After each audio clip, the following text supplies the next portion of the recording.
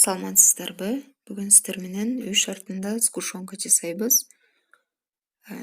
Бул сгушонканы чакчакка же болбосо торттордун кремдерин жасаганда пайдалансаңыздар болот.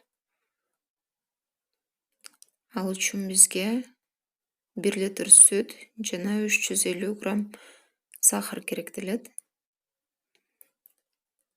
Бөлмө температурасындагы сүттү идишибизге коюп, анын үстүнө сахарды салып алабыз.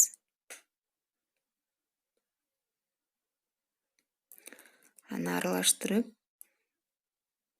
плитага коюп, жай отто кайнатабыз.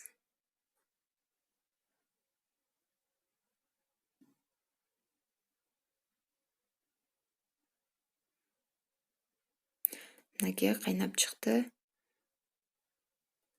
Муну улам аралаштырып турубуз керек.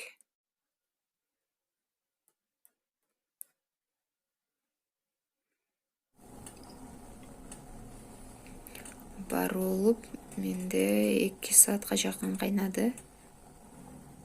Мынакей коюланып, массабыз азайып баштады. Өңү да өзгөрдү. Мынакей сгушонкабыз даяр болду.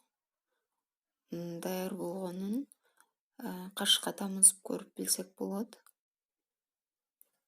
Мына тамызып көргөнүбүздө кашыктан агып кетпеш керек.